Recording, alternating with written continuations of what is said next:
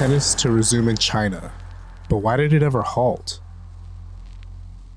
You may have heard of Chinese tennis star Li Na, a two-time Grand Slam singles champion and a former world number 2 in the WTA rankings. She was hailed as the most successful Asian tennis player ever, which is currently up for debate since the arrival of Japan's Naomi Osaka within the last 5 years, but she truly was the original trailblazer for Asian tennis. She appeared in Times magazine as one of the 100 most influential people in the world. So you can only imagine the popularity she had in her home country, along with the lucrative sponsorship deals she obtained. She won over $16 million in prize money before her retirement at the end of the season in 2014, and she was a huge impact on the expansion and development of tennis in China.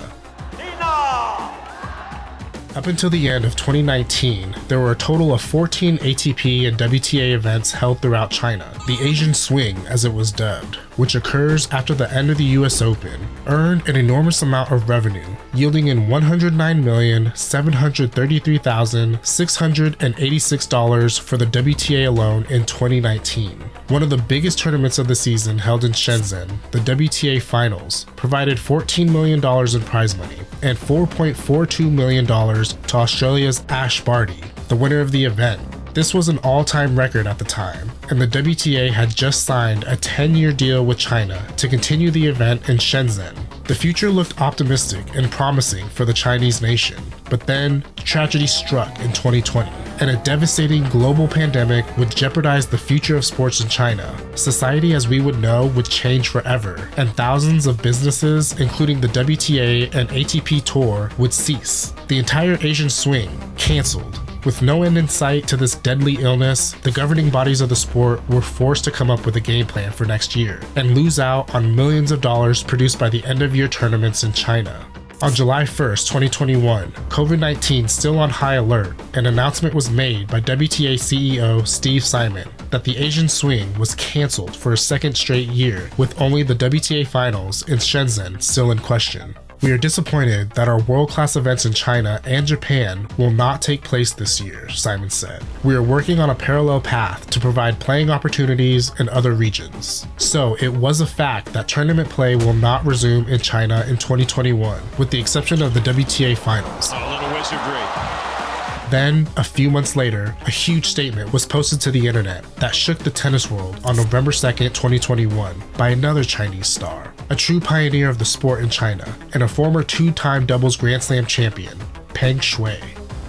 In a long-written post on Chinese social media platform Weibo, Peng detailed how she was coerced into having sex around a decade ago, and of most recently around 2016, with one of the country's most powerful Communist Party officials at the time, the country's vice premier, Zheng Gaoli.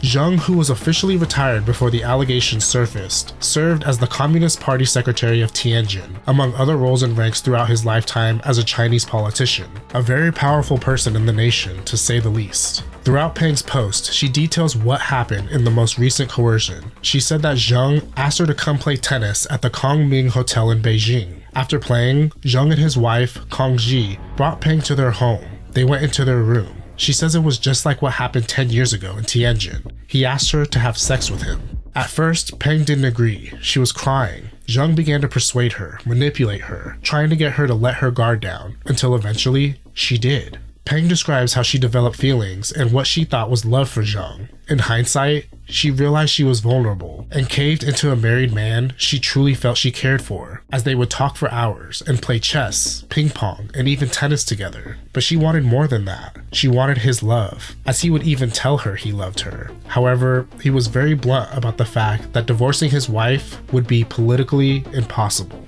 Following an argument days before the Weibo post, Zheng disappeared. Peng was unable to reach him. He dodged her, he ghosted her, just like he did nearly a decade ago.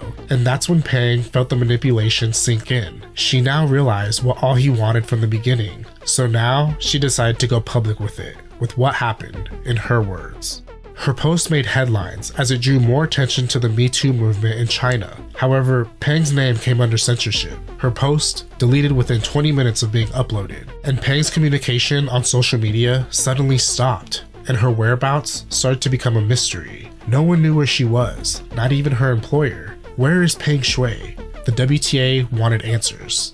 On November 14, 2021, Steve Simon put out a statement regarding the allegations. The recent events in China concerning a WTA player, Peng Shuai, are of deep concern. As an organization dedicated to women, we remain committed to the principles we are founded on: equality, opportunity, and respect. Her accusation about the conduct of a former Chinese leader involving sexual assault must be treated with the utmost seriousness. We expect this issue to be handled properly, meaning the allegations must be investigated fully, fairly, transparently, and without censorship. And spoke out they did. Peng Shuai went viral in US media and on social media. "Where is Peng Shuai?" the campaign read, as no one affiliated with the WTA, including officials and active players, had been able to directly come in contact with her to confirm she was okay. As days went by and almost 3 weeks from the date of her initial post, the WTA and the rest of the world still questioning, where is Peng Shuai? On November 21st, 2021, the president of the International Olympic Committee, Thomas Bach, held a video chat with Peng, along with 2 other Olympic officials. Pictures were released of Peng, who appeared to be in a room with a whole bunch of stuffed animals behind her, but no video. They said Peng thanked the committee for their concern about her situation, but insisted she was safe and well, living at her home in Beijing.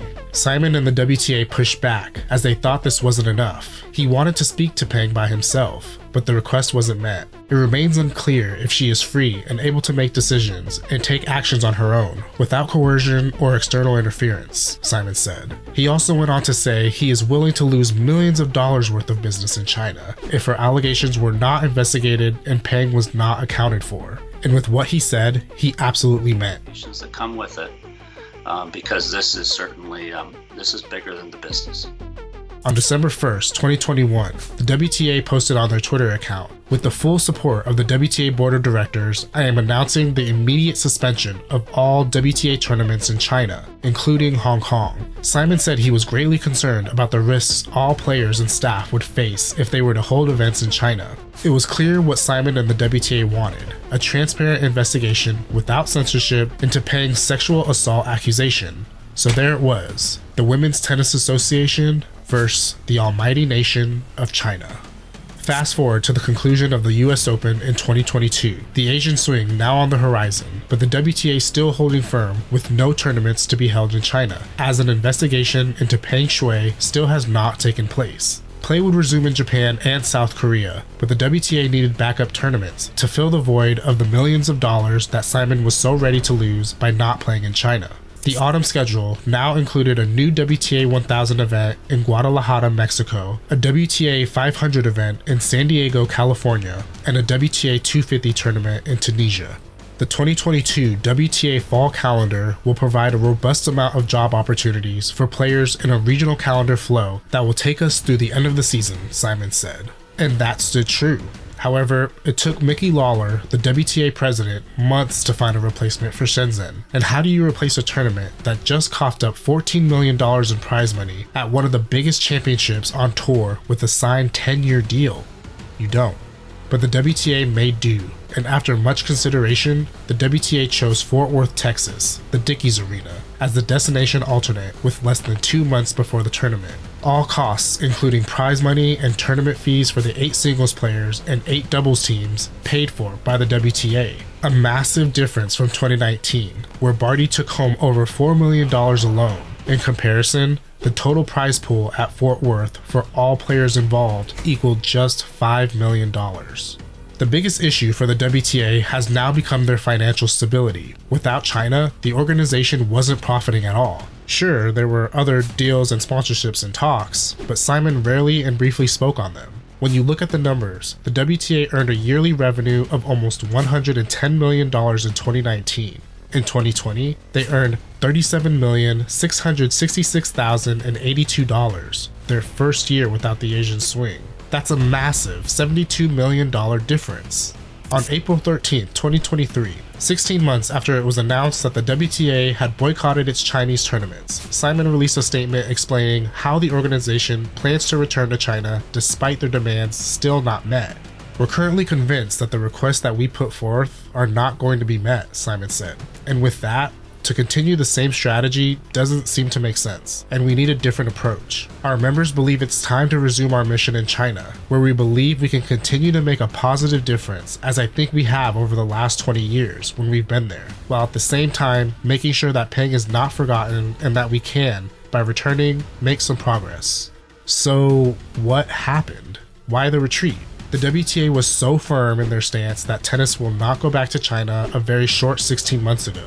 A year and a half later, after Peng's announcement and a Weibo search of China's most successful and popular players still yields no results. Where is Peng Shuai? Social media still wants to know. The tennis community still wants to know. The world still wants to know. Despite many accusations of sightings, a reported appearance at the 2022 Winter Olympics, a possible meeting with IOC officials, and other suspicious sightings, emails, photos, and videos, Peng's whereabouts and livelihood seem to be censored inside all of China. A transparent investigation will not be granted, and the WTA is unable to speak solely with Peng, leaving us with many questions and concerns, still yet to be answered. The WTA believes in the stance they took and are proud of their role in temporarily suspending ties with China. We've done our best to get the results fulfilled, but unfortunately, we have not been able to accomplish everything we wanted to.